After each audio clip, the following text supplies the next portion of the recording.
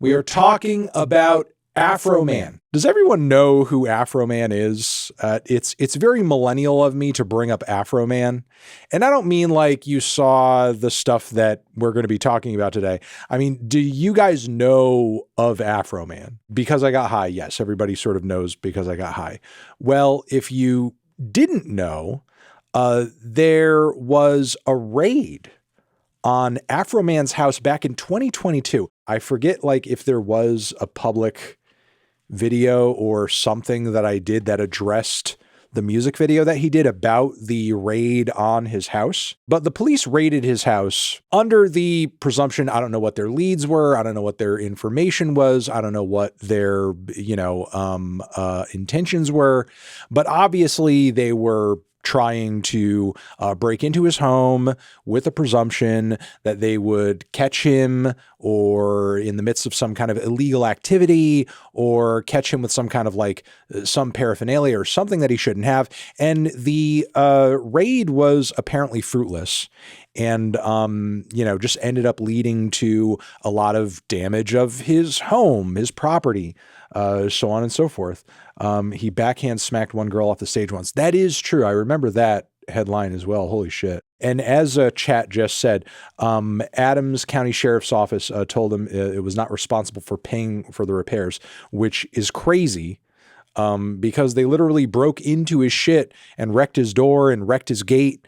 And they didn't even catch him for anything. They just destroyed his property for no reason. Like really an overstep of what police should be doing, should be allowed to do.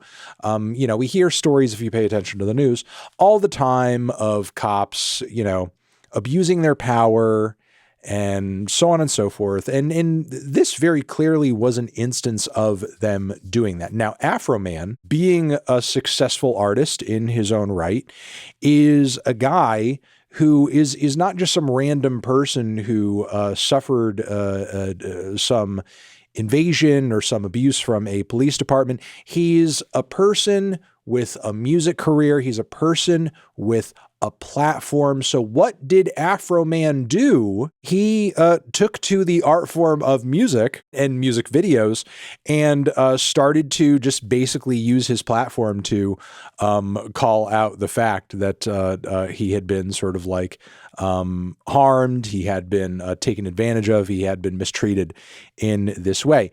And so as a result of Afroman making noise, causing a ruckus around the way that he was treated by this local police department, he was brought and pulled into a defamation lawsuit because the cops wanted to hold him accountable for calling them out for illegally raiding his home. Afroman, thankfully, fortunately, has prevailed in the midst of his defamation trial. So, we can kind of watch and experience everything we are about to watch and experience here without, any sort of like anxiety or tension as to how it's going to pan out or anything like that. Afroman won in the midst of this defamation trial that was brought upon him. He did not ask for this. This defamation trial was pushed onto him because he personally felt he had, and he was correct, had the right to say what he was saying, to sort of like, lampoon, make fun of, verbally attack, call into question the local police department, which harmed him. And he has that, I personally believe he has that right as an American and also as an artist with a platform. Let's start here. Imagine how in the right you must feel like you are to pull up to a legal proceeding and be dressed like this. And we're going to see it in a little bit, but the whole suit is like this from top to bottom. It's really a sight. It's really a sight to see. But from Afroman's own feed, rapper Afroman is scheduled to stand trial in a civil lawsuit filed by 7 Adams County, Ohio sheriff's deputies.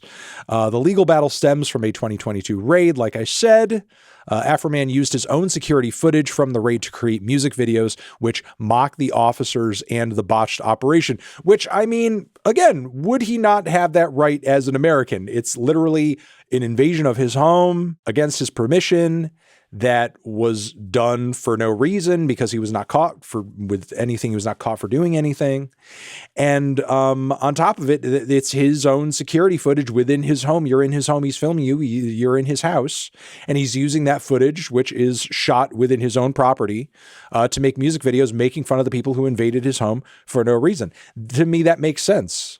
Could you not make a music video about a home invader who invades your house and wrecks things in it? The officers allege that Afroman used their personas for commercial profit, causing them humiliation, ridicule, mental distress, and loss of reputation. Oh no, not the loss of reputation of the police department that invaded a man's home for no reason. Jeez. Let's take a look at this video clip over here, and we'll see many others, including, music videos and songs that Afroman did around this entire thing too. It's very entertaining. We're gonna have a fun time with this one. Let's go. I should have freedom of speech. I should be allowed to sing about my life. And police officers that violate my home, steal my money, should not be allowed to sue me. In August of 2022, Adams County deputies raided the home of Joseph Foreman, better known as the rapper Afroman. They had a search warrant tied to an investigation into possible drugs and kidnapping victims. They didn't charge me for any crimes. They didn't find no large amounts of marijuana or whatever narcotic they were saying. They didn't find any kidnapping victims. Yo, I knew about the drug allegations, but they were invading his house under the presumption they would find kidnapping victims. What kind of information were they going on that Afroman has kidnapping victims? The because I got high guy kidnap people? Every rapper is Viper. Every rapper is not Viper. Afroman was never charged with a crime after the raid. Deputies seized thousands of dollars in cash that was later returned, but Afroman says about $400 was never recovered. The raid also left damage throughout. That's another insane thing about when cops raid a house or, do any kind of civil asset forfeiture. They can just take money. They can take all kinds of shit. Or when certain things are unaccounted for, they can just be like, oh. And there's just so little legal recourse to get certain things back if they just go missing. Throughout his home, and he says the department told him it was not responsible for paying for the repairs. The guy started laughing and waddling his head. He goes, "We're not required to do that." And they were unapologetic. Afroman used his own security footage from the raids in a music video to make money to pay for the damages sustained to his home. I got freedom of speech, and then I used my personal life to write my music. I was going to clean my room, but then I got high. Will you help? I'm somebody who writes about my life. From the book of Afroman, you might remember, I was going to clean my room, but I didn't because I got high. I love how Afroman is really committed to the lime green decor in every spot of his house. But if I feel like if I was in a home, if I was in a domicile that had that shade of green screaming at me from every angle that I walked through it I would be, my anxiety would be at a 10. I don't know what it is about that color.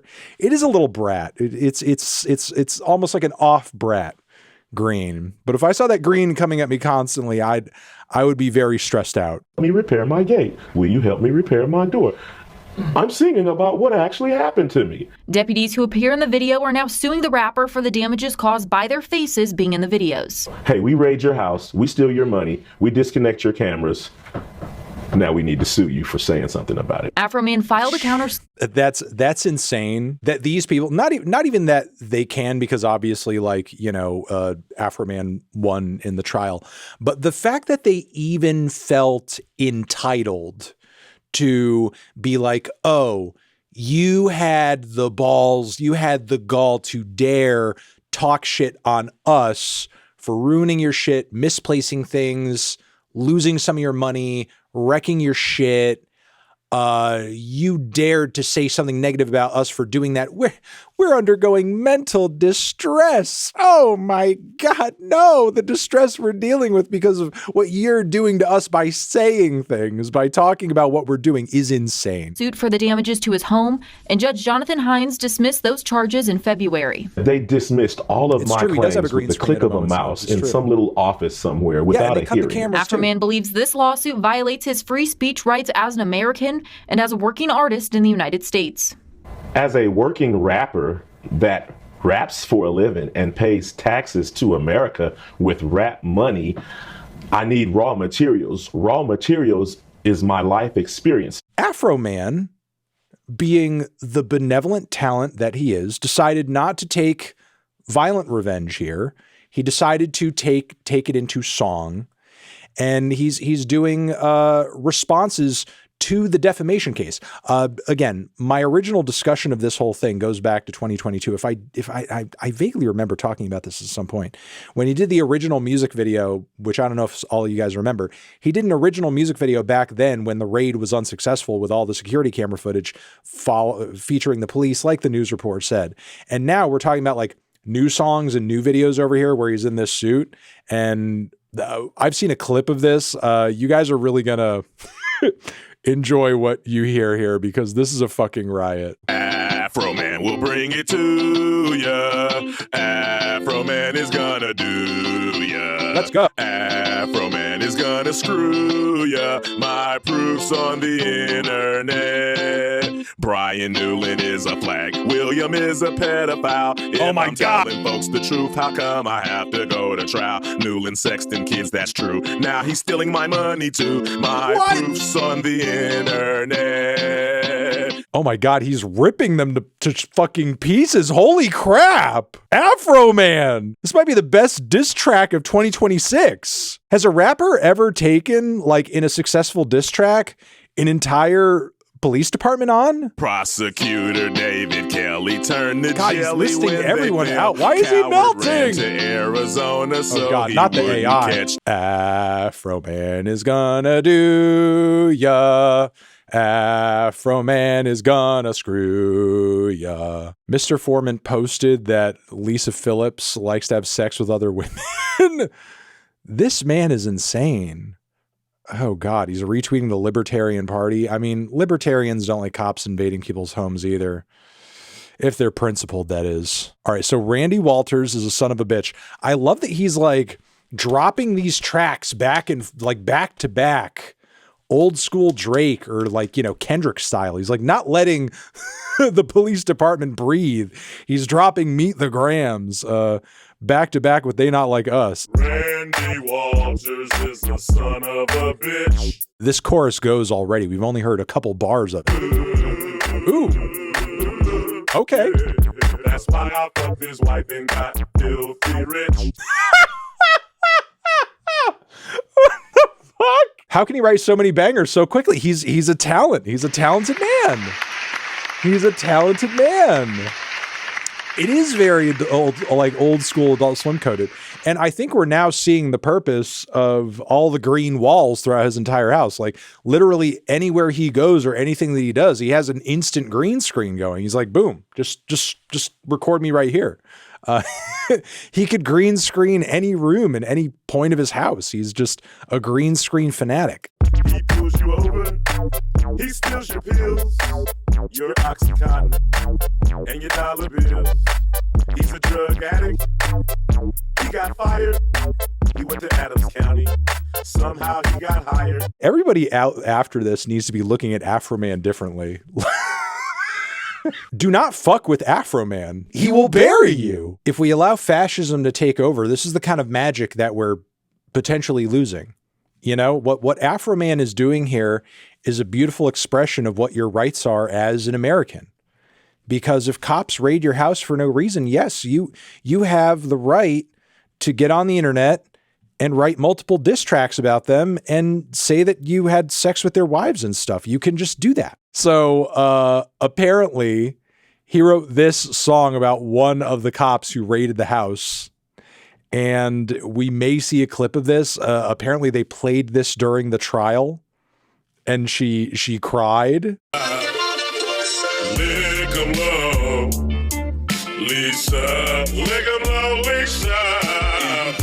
She lied.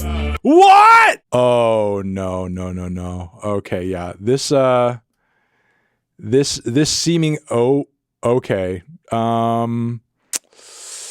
Okay, now while there is nothing X-rated going on here, there is definitely a whole lot of simulated fellatio going on. Few octaves lower. She's not too ugly. She's not too fine, but she's not too fine. Might whip out something that's bigger than mine. What? Here come love. Let's also acknowledge this song is kind of fucking transphobic. I mean, you know, what Afroman has been doing up until this point in terms of taking the cops to task, very based. We didn't need to get transphobic for it though, but here we go.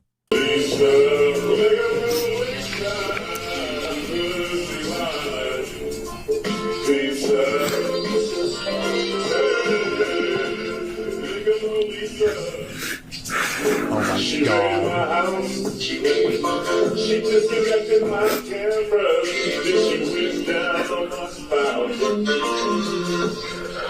Truth be told, you're an officer of the law, abusing your power, treating someone like crap, breaking into their house, ruining their things, stealing their things. I think when you're in that position, you can expect to be made fun of. Afroman's definitely taking it to the cops, even if it's in the most vile way possible. No, it is vile to say as an insult for sure. It's you know, nasty, but still, I don't think it makes for a defamation case, especially as it's being done in retaliation against the abuse that he suffered at the hands of the police department. That song did have like big Zappa vibes in a way. That is totally something Zappa would sing. Officer Poundcake Cooley took the stand today and acted like he had no idea why he was being called Poundcake. Afroman's attorney promptly reminded him. Sean Cooley said the video and being called a thief subjected them to humiliation, emotional distress, threats to himself and his family. Poundcake, I met Sean, stated he received hundreds of pound cakes at work from people. Oh my God. Okay, let's look at this other clip here. And the context of that name comes from a music video that Mr. Foreman created, correct? I don't know where he got it at, but you'd have to ask him that question. The Adams County Sheriff kicked down my door. Then I heard This is amazing. I love that they have to play these fucking music videos in the courtroom. glass spray. Made the sheriff wanna put down his gun and cut him a slide. Living pound cake. He wanna put down his slide. Living pound cake. Trending on TikTok. Living pound cake. He's a family guy. Living pound cake. Munchies because he got hot. Living pound cake. Pound cake. You would admit that you with the glasses walking by a lemon pound cake on the counter? Yes, And that is security footage from the search of Mr. Foreman's residence? I assume, yes. But there's no question that you during the search. Yes. There is question or there's No, that was me, yes, absolutely. Okay, so we got called Poundcake for his proximity to the pound cake.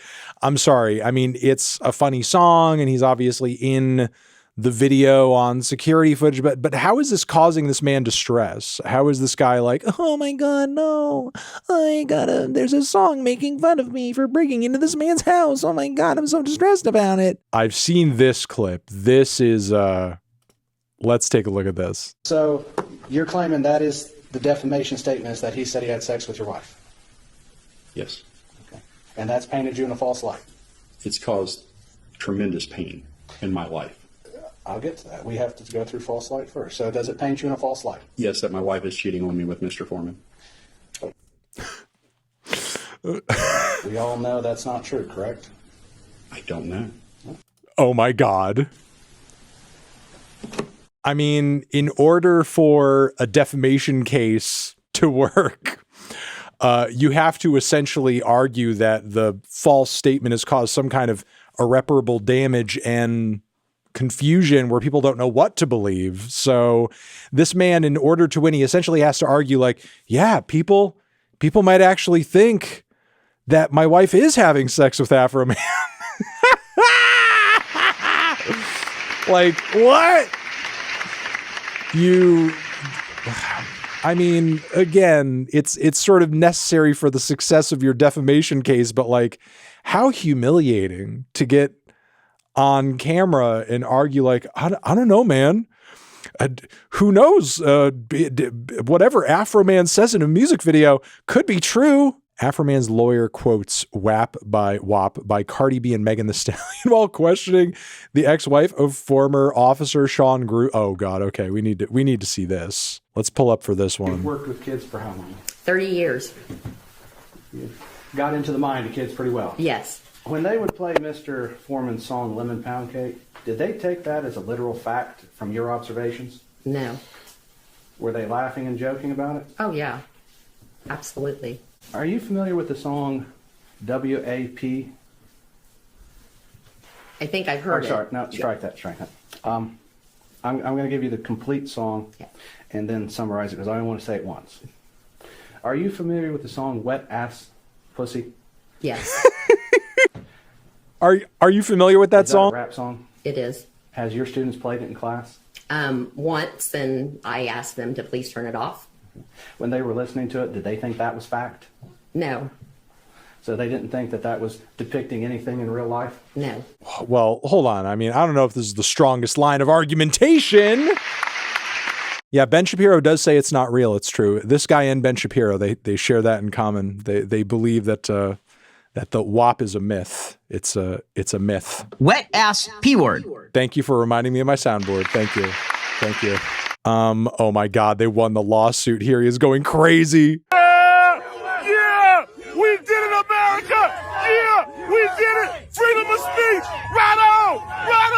Yeah, God bless America. Yeah, power Oh to my the God, people. not the USA. Yeah. I think that is pretty much it for the Afroman madness, honestly. I appreciate you guys taking the time to experience this with me because, again, I do truly think Afroman spun together the most insane run of diss tracks that we're going to see in 2026. And it just so happens to all be against a police department.